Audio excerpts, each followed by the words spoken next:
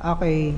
Ito yung last lesson natin sa bago magbakasyon. Aralin 5 na tumutukoy sa tinatawag nating ang feudalismo, manorialismo at sistemang guild sa panahon ng medieval. Okay.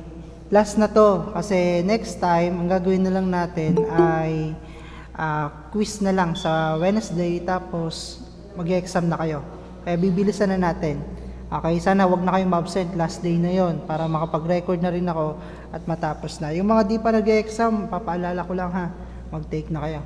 Okay, feudalismo. Paano nga ba nagkaroon ng feudalismo sa panahon na ito? Okay, nagsimula ang feudalismo sa Europa. Bakit? Kasi may bigla-bigla na lang lumulusob ng mga pangkat ng tao sa Europa, katulad ng tinatawag nating mga Vikings, itong mga Hungarian at itong mga Muslim. Okay, dahil dito nabuo itong sistema ng feudalismo. Pag-aaralan natin to, ano nga ba itong ibig sabihin ng feudalismong ito? Okay, sino nga ba itong mga Vikings? Ang mga Vikings, ito yung mga mananalakay na mula sa hilagang parte ng Europa. Take note nyo para may sagot sa quiz. Okay, sila ay mga mananalakay na mula sa hilagang parte ng Europa. Okay, ang mga Vikings ay kilala din bilang Norsemen or mga taong Norse. Okay, sila ay bihasa sa mga gawain at kabuhayan na may kaugnayan sa tubig. Kaya magaling sila sa pangingisda, sa mga ginagamit din nila itong diskarteng to para mabilis na masakop yung mga isang mga malugar kasi marunong silang gumamit ng mga bangka. Okay, sila ay kinatatakutan ng mga tao dahil bigla-bigla na lang silang sumasakop or bigla-bigla na lang silang dumarating. Parang binubulaga nila yung mga tao na noong unang panahon ay bigla-bigla na lang natatakot din. Kasi itong mga Vikings ay kilala din bilang mga mapanganib na tao kasi pag for example, lahat ng kanilang mga nadadaanan pinagpapatay na lang din nila. Kaya na maraming natatakot na tao. Okay, marami silang bansang kanilang sinasakop tulad ng Italia, ng Iceland, ng France at Russia. Okay, alam niyo na ha, yung tinatawag nating mga Vikings. Pangalawa naman, itong Hungarian. Ang Hungarian naman ay nagmula sa Asia at doon rin sila nagtatag ng mga panahanan nila. Okay? And last one, Muslim.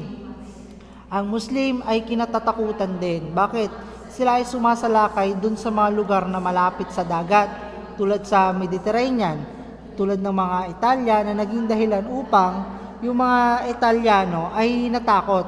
Dahil sa takot nila, ang ginawa nila, umalis nila, nilisan nila yung kanilang lupain at pumunta na lang papunta sa iba-iba't yung mga lugar. Okay, iniwan nila yung lugar nila para dito lang kasi natatakot sila sa mga Muslim. Okay, kaya dahil dyan sa mga problemang yan, dahil sa mga pananakop ng mga iba't ibang lahing yan, nag-umpisa yung tinatawag nating feudalismo at dahil na rin sa kanilang mga mahihinang pinuno. Okay, nung namatay itong si, I don't know how to pronounce the name nito Charlie Magne or what, kahit ano, hindi ako marunong kasi sa mga pronunciation. Okay, ito yung pinakalas na leader, nung namatay ito, unti-unti nang hina. Okay? Next, dahil dito, napilitan na lang itong mga tao na humingi ng tulong. Siyempre, sino ba naman mamamatay pag nagkaroon ng pananakop? Medyo malinaw ba? Malinaw naman, no? Naririnig? Sige. Medyo natakot tong mga mahihirap na tao. Okay, kasi sila lagi yung napapatay, sila lagi yung parang nandun sa laylayan. Okay, kaya pag lumulusob itong mga mananakop na to, sila kaagad yung unang-unang naaapektuhan na naging dahilan upang humingi sila ng tulong dun sa mga mayayamang tao. Kasi yung mga mayayamang tao nung unang panahon dito sa lugar na to ay meron na silang kanya-kanya mga private military. Meron na silang mga sundalo na magtatanggol sa kanila. Okay, na naging dahilan para humingi na ng tulong itong mga maliliit na taong dito. Ngunit, okay, sa paghingi ng tulong na ito, mayroong isang kapalit.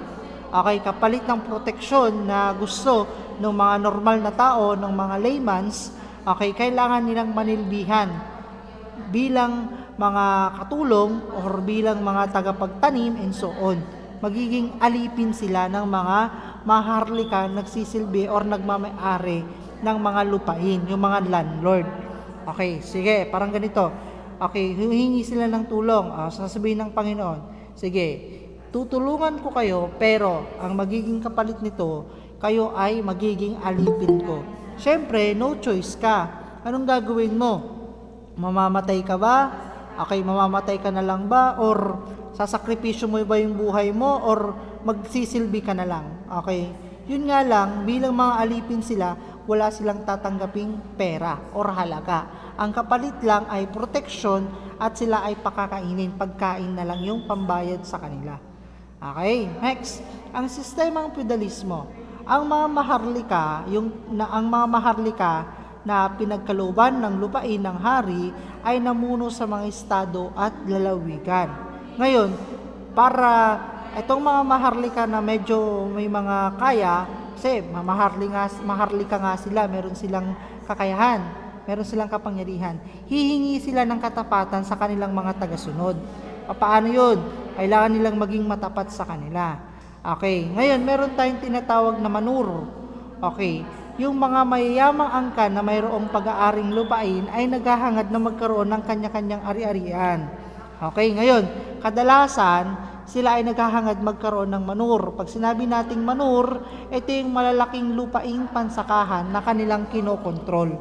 Okay, yung mga hasyenda, parang ganon. Yun tinatawag nating manur, malalaking sakahan. Okay, next. Dito, sa panahon na ito ng feudalismo, meron lamang 4 na klase ng tao. Okay, una, yung tinatawag nating Panginoon, yung pinaka nasa taas. Yun yung Panginoon. Pangalawa, yung tinatawag nating mga basalyo, yung mga pinagkakatiwalaan, yung representative ng kanilang landlord.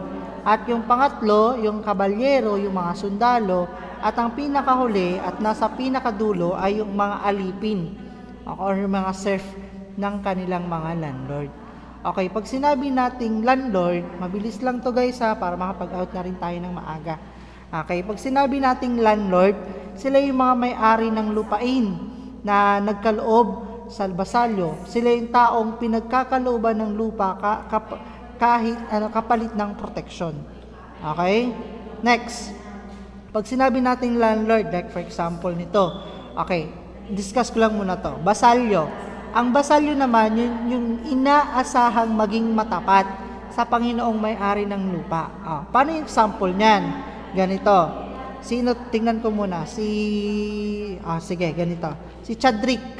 Si Albuladora, siya yung landlord. Okay, bilang landlord or hari, okay, syempre, meron siyang iba't ibang lupa. Yung lupa niya, okay, i-distribute niya yan sa 3 tao or sa madami pang tao, sa mga basalyo. Like for example, 3. Okay, ibibigay niya kay Bersilus. Sino pa yung isa? Sino pa isa, guys? Pili ako dito. Bersilus, kay Magbuo, at saka kay sino pa isa? Nagit. Dito pa rin ba si Nagit, no? At kay Nagit. Okay. Ibig sabihin, si Chadrick ang tinatawag nating Panginoon. Samantalang itong 3 to na pinagkatiwalaan niya ng lupa, ang tawag sa kanya ay, ang tawag sa mga ito ay basalyo. Bilang pinagkalooban naman sila ng lupa, ang kanilang tungkulin, kailangan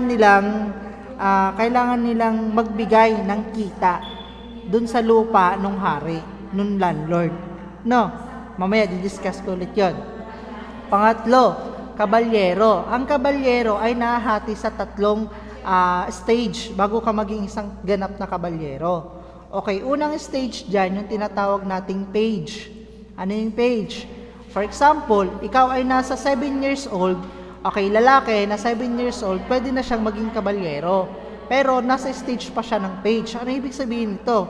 Okay, itinuturo sa kanya yung wastong pangangabayo, paano sumakay sa kabayo, paano humawak ng armas, lalong-lalo na ang mga espada sa pakikipaglaban. Parang training, nagtitraining na siya at the age of 7. Okay, sinasanay na rin siya para palakihin yung katawan niya para sa paghahanda ng mga mabibigat na mga gawaing pisikal. Okay, kasi para siyang mga Spartans din. Pero ang mga kabalyero, sila ay kilala kasi sila ay nakasakay sa kabayo. Okay? Meron silang kabayo, nakasakay sila sa kabayo habang nakikipaglaban. Okay, at anong ilang taon ulit yun? 7 years old ha. Pag 7 years old ka na, nasa stage ka na ng page. Okay, next one. Mabilis lang to. Next one ay yung tinatawag nating square. Okay, ano to? Okay, ibig sabihin nun, pagsapit mo ng 19 years old, okay, nasa second stage ka na. Ibig sabihin to, inaasahan na mahusay ka ng makipaglaban nang nakasakay ka sa kabayo. Okay, syempre, 7 to 19. Okay, yung range na yan, from 7 years old, nag-start ka, nung 19 years old, dapat inaasahan ka na, magaling ka na, marami ka ng alam.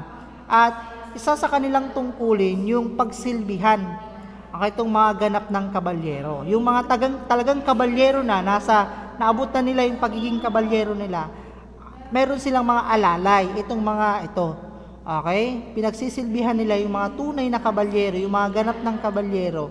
Okay, parang alalay na sila. At kanilang ginagawa ay inaasikaso nila yung mga personal na kagamitan. Tulad ng mga espada, ng mga armas, tagapunas ng espada, ng mga armas, gayon din yung mga personal na kabayo. Inaalagaan nila, okay, pinapakain, pinapaliguan kasi yun yung trabaho nila. Parang training ground pa rin nila yon. Pero nasa second stage na sila. Pangatlo naman nito, yung ganap na kabalyero or chivalry. Ano ibig sabihin nito? Okay, sa ganap na ito, sa edad na 21, after mong mapagdaanan lahat ng training, take note nyo ba? Para may sagot kayo ha. Take note nyo to. Okay. Para may tawag dito. Dahil nawala tuloy ako. Dahil ganap na sila, parang napagdaanan na nila lahat ng training, sa edad na 21, magtatawagin na silang kabalyero. Okay? Or sa English, chivalry. Ngayon, meron na silang ganap na tungkulin na ipagtanggol ang kanilang lipunan. Kasi itong mga kabalyero, sa madaling salita, para silang sundalo. Okay? Pero at the age of 21, parang may graduation din sila. Okay? Anong kailangan nilang gawin? Okay, pag natapos na nila ito, meron silang tinatawag na seremonya. Ano yung seremonya? Yung mga napapanood natin sa TV, yung luluhod sila sa harapan ng kanilang Panginoon. Tapos, okay, idadampi sa kanilang balikat yung espada. Okay, after nun, di ba, ganun yung ginagawa? Okay, yung ginagawa nila para maging ano. Okay, ganun. After mo, yun, sasaksihan ng iyong pamilya. Yun, after ng seremonya, ay saka nang ganap na chivalry. Ngayon, meron silang inaasahan sa iyo. Ano yung aasahan bilang ganap ka ng kabalyero? Magiging matapat, matulungin, at magalang. At higit sa lahat, makikipagpatayan ka alang-alang sa iyong bansa or alang-alang sa iyong bayan. Pagtatanggol mo yung bayan mo bilang kabalyero. Okay, di ba? Ganun naman ang sundalo eh. Okay, bayan muna bago pamilya. Parang ganun din sila. Okay, unahin nila yung bayan bago yung kanilang sarili. Okay, ilang edad yun ulit? 21 ha, huwag nating kakalimutan. 7, 19, at 21. Sa edad na 29, ganap na silang chivalry or kabalyero. Okay, medyo matagal din, 14 years din silang mag-aaral. No, para ka lang din nag-aaral ng ano. Bata pa lang sila nag-aaral na. Okay, next one. Ito yung pinakamababa, yung tinatawag nating alipin or serf. Okay, itong mga alipin or serf ay lipunan na binubuo ng mga pangkaraniwang tao, common tao. Ibig sabihin ng common, sila yung mga pangkaraniwan, mga mahihirap, ganun. Okay, ngayon, sinasabi na sila yung pinakamababa at walang pagkakataon na magbago o umangat ang estado sa lipunan. Ibig sabihin nun, kapag ikaw ay alipin, forever alipin ka na. Hindi na pwede daw magbago yon. Okay? Sila ay nagtatrabaho. Itong mga alipin na to, nagtatrabaho sila sa kanilang Panginoon ng walang bayad. Anong pinababayad sa kanila? Okay, binabayadan sila ng pagkain, ng libreng tirahan, Siyempre, nakatira sila doon, papakainin sila kapalit nung pagtatrabaho nila doon sa kanilang Panginoon. Ngunit, like for example, ako, isa akong alipin. Ngayon, gusto ko nang mag-asawa. Hindi ako pwedeng mag-asawa kapag hindi pa sinasabi ng aking Panginoon. Okay? Kapag sabi niya, hindi ako mag-aasawa, hindi ako pwedeng mag-asawa. Hindi ako pwedeng magpakasal. O hindi ako pwedeng humanap ng aking mapapangasawa. Ganun yun. Okay? Ang desisyon ng buhay ng isang alipin ay nakadepende sa kanyang Panginoon. Like for example, gusto ng Panginoon na, kaya nga nagkakaroon dati nung unang panahon, itong mga landlord na nagkakaroon ng, sorry, kasi medyo SPG to, di ba yung mga ibang tao, yung mga noon, nire-rape yung mga alipin, kasi nga walang magagawa itong mga alipin na to. Dahil sila ay mga nasasakupan ng kanilang Panginoon. Okay, next. Ito yung pinaka conceptual, yung framework nito. Okay, yung mga pinaka mababa, yung mga alipin, okay, ang mga lalaki nagtatrabaho sa tawag dito sa palayan, sa bukid, samantalang yung mga kababaihan, sila yung nag-aasikaso sa bahay, naglilinis ng kanilang landlord. Okay, ito namang dito naman sa pinaka pangalawa sa taas, yung tinatawag nating mga kabalyero bilang mga nagbibigay sila ng proteksyon. Okay, ito na mga nobles, yung mga maharlika, okay, bilang pinagkalooban sila ng hari ng lupa, sila ay nagbibigay ng bayad or kita dun sa lupang binigay sa kanila ng lord or ng king, tsaka nila yung ipapasa sa kanilang hari. Naintindihan ba? Malinaw? Malinaw ba? Hindi nalito? Sige, medyo madali lang naman kasi ito. Next one. Paano nga ba naman bumagsak tong feudalismo? Ang talagang story nito, kung bakit talaga bumagsak, kasi, di ba, lumaganap nga yung feudalismo sa mga bansa ng Inglaterra at France. Ito yung dalawang bansa na talagang feudalism, yung sistema nila. Okay, bakit kaya unti-unting bumagsak? Ang dahilan kasi niyan, kasi kung babalikan natin ito, syempre, si Harry, wala na siyang pakialam kasi parang umaasa na lang siya dun sa mga maharlika, dun sa mga perang ibinibigay sa kanya. Syempre, kung talagang iisipin mo, paano? Itong mga taong to, itong mga maharlika, syempre, sila yung kumikita, di ba? Sila yung nagpapatakbo ng lupa. Nagpapatakbo ng lupa ng hari. Ang naging system niyan, yumaman itong mga maharlika. Mas yumaman sila. Okay, dahil sa yumaman itong mga maharlika, ayon nga doon sa sinasabi ko, doon sa kwento ko kanina, like for example, ganito hanap ako ng medyo may space. Ito, dito. Diba, sabi ko nga si Shadrach bilang hari, okay, meron siyang tatlong pinagkatiwalaan. Ito si Magbuo, sinabi kong kanina, si Bersilus, at saka si Nagit. Like for example, dito sa Kalamba, ito yung hari natin. Ngayon, dahil dito, naging nagwakas yung tinatawag nating feudalism kasi yumaman na tong tatlong taong to. Dahil sa pagyaman ng tatlong taong yan, unti-unti na silang nahati, na-divide. Kasi nga mayroon na silang umunlad na sila, umunlad na yung kalakalan. Sumilang na yung mga kanya-kanyang bayan. Nagkaroon na ng bayan-bayan. At yung mga ibang alipin ay medyo lumaya na yung mga alipin sa kanilang mga Panginoon, na naging dahilan para bumagsak na yung tinatawag nating feudalism or feudalismo. Next. Dahil doon, naging nagbukas ng bagong sistema. Ito yung sistema na tinatawag nating manurialismo. Manur, di ba? Sabi ko nga kanina, ang manur ay galing sa salitang Latin na manirium, na ang ibig sabihin ay malalaking lupang sakahan. Kaya nga after nung panahon na nagkaroon na tayo tinatawag natin na nawala na yung hari, nagkaroon na ng hacienda system. Ano yon? Ibig sabihin, yung mga, di ba, like for example, dito sa Pilipinas, di ba, merong hacienda dito. Ano yung hacienda dito sa Pilipinas? Dito sa Luzon, kilalang kilala to, pag may-ari ng mga, apelyido ulit nun, Aquino, tsaka, sino na may alam nun? Yung dito sa Tarlac, ano yung talagang apelyido ng mga Aquino? Sino may alam? Ninoy, sir? Oo, si Aquino, di ba? Ay, yung si Cory Aquino, ay yung apelyido nila, ano yung middle name nila? Cuangco. Yun, Cuangco. Ibig sabihin, di ba yung mga Cuangco family, nagkaroon sila ng asyenda. Ang Aquino kasi, parang asawa lang yun eh.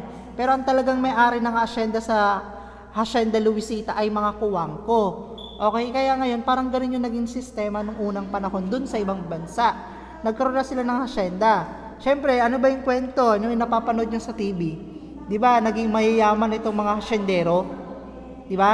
Itong mga hasyendero, meron na silang iba't ibang, sila yung nagpapahirap, di ba? Pinapahirapan nila yung mga tao. Parang sila yung pinaka-leader. Naging hari-harian sila dun sa kanilang mga lupa. Ngayon, napapanood nyo dun sa mga dati. Send ako sa inyo ng mga dati yung mga documentary. Send ko dun sa Facebook natin, sa group chat. Okay, yun, nagkaroon ng manorialism. Kaya yun, after nitong manorialism, okay, di ba, parang ang sistema dito sa manorialismo, ang pagkakaiba sa feudal system, feudalismo at manorialismo, parang tinanggal lang yung sistema ng pagkakaroon ng hari. Okay, napalitan na lang, di ba, meron tayong hari dun dito. Okay, sa manorialismo, parang natanggal lang yung hari, parang ganito pa lang din, ganito lang din. Okay, ganito pa rin yung itsura ng kanilang sistema, pero natanggal lang yung hari. At, di ba, ito ASEAN Center, sa manorialismo, nahati na yan by town. Nagkaroon kasi ng iba't ibang mga bayan. O yun, nahati na lang by town. Kaya nga, hanggang sa ngayon, meron, hindi nyo lang napapansin, merong mga kilalang apelyedo. Okay, dahil na rin dito sa manorialismo. Okay, after nyan, may sumunod dyan. Malapit na tayo. Last one. Okay, may sumunod dyan or pumasok yung sistema na tinatawag nating guild system. Ano itong guild system na to? Okay, ang guild system ay isang samahan na binubuo ng mga ngalakal, mga negosyante at mamimili na naglalayong protektahan nila yung bawat isa. Okay, bilang pagproprotekta nila sa bawat isa, yun yung tinatawag nating guild system. After nun, dahil sa guild system na to, nagkaroon na tinatawag tayo yung mga iba't ibang mga discarding ginawa nila. Okay, basahin ko. Nagsimula ang samahang ito nang umanlad yung negosyo. Siyempre, nagkaroon na tayo dito. Sa panahon ng medieval, nagkakaroon na ng sistema ng pagninegosyo at pakikipagkalakalan. Okay. Yung mga marami sa mga artisano at mga negosyante ang nahikayat na magtayo tuloy ng kanilang kabuhayan na may kinalaman sa paggawa ng pagkain, ng mga damit, ng mga sapatos, at iba pang mga pangunahing pangangailangan ng tao. Okay, dahil na rin sa paglago, madami na rin mga negosyante ang nagnanais na magtayo ng kanilang negosyo o kabuhayan, nabuo yung tinatawag nating sistemang guild system na tulad nito. Okay, didiscuss ko siya ng mas mabilis ha. Ganito, like for example, ito yung guild system. Okay, example niyan, ako ay isang tagagawa ako ng baker ako. Okay, for example, ako, Sir Ryan, baker. Ngayon, bilang ako ay tagagawa ng tinapay, yun yung negosyo ko eh. Okay, ngayon, kung gusto nyong matuto na, 'di ba, sa atin sa mga tao may mga gustong matuto. Okay, kasi kaso, 'di ba, hindi pa uso yung edukasyon noon. Nag-aaral ka na lang, 'di ba, meron ka tinatawag na mga master. Kaya nga sa karate, napapanood natin sa sina Jackie Chan. Napapanood yun dati? Yung Drunking Master, mga ganon. Sino nanonood nun? Hindi nyo na alam yung mga ganon, yung mga ganong palabas? Okay, Versilus. Okay, nanonood si Versilus. For example, ako ay isang baker. Ngayon, kung gusto, ako ay tatawagin nilang Master Craftsman. Ako ang tawag na sa akin, Master Craftsman or Artisano. Ngayon, like for example, okay, meron akong dalawang estudyante, si Aquino at saka si De Vera. Okay, ang tawag kay Aquino at De Vera, kung gusto nilang matuto na kung paano gumawa ng tinapay, ang tawag sa kanila apprentice. Pero bilang apprentice, kailangan nila sa aking magtrabaho or matuto sa loob ng 2 hanggang 7 na taon. Okay, tatandaan natin ha, magiging katulong ko sila or alalay ko sila sa loob ng 2 hanggang 7 taon bilang mga apprentice ko. Alalay. Di ba? Alam niyo na ibig sabihin na apprentice, mga alalay. Next, pag itong 2 taong to ay nag-aral pa, mas gustong-gusto nila yung ginagawa nila, papasok na sila sa tinatawag nating journeyman. After nilang mapagdaanan yung pagiging apprentice, natuto na sila, medyo naging na-master na rin nila yung paggawa ng tinapay. Like for example, tinapay yung aking produkto. Ngayon, matatawag na silang journeyman. Okay, bilang mga tauhan ko na sila, papasok diyan, magiging tauhan ko na sila. Okay, ngayon, meron na silang karapatan na singilan ako. Pero dito sa apprenticeship, okay, wala akong babayadan kay Aquino at De Vera sa loob ng 2 to 7 years. Anong babayad ko sa kanila? Yung knowledge, yung tinuturo ko. Yun, yung matututo na sila, bayad na yon. Ano pa? Yung bayad ko rin yung pagkain, kasi libre pagkain, libre bahay, ganon. Bilang apprentice mo sila, wala kang sisingilin sa kanila, okay, at wala ka din babayadan sa kanila. Okay, tapos after nila mapagdaanan doon, papasok na yung tinatawag nating journeyman na kung saan magaling na tong 2 to, okay, kung saan sila sisingilin na nila ako. Pag magtatrabaho tong 2 to, sisingilin na nila ako bilang bayad doon sa kanilang trabaho. Di ba kahit ganoon naman, kahit napapansin niyo naman, normal lang to. Okay, after nun, kapag si Aquino, for example, si Aquino ay gusto na niyang naging matalino si Aquino. Okay, for example, itong si Aquino, mas natuto, gusto na rin niyang magtayo ng kanyang sariling business, kukuha siya ng membership. Okay, kukuha siya ng membership kasi natuto na siya sa akin. Okay, kukuha siya ng membership para magtayo na rin siya ng sarili niyang business. Para magkaroon na siya, maging sir na rin siya. Tawagin na rin siyang master craftsman. At pwede na rin siya magkaroon ng apprentice at iba pa. Naintindihan ba? Malinaw? Okay, kung malinaw, yun na yung end natin dun sa ating discussion na tinatawag nating manorialismo, feudalismo, at guild system.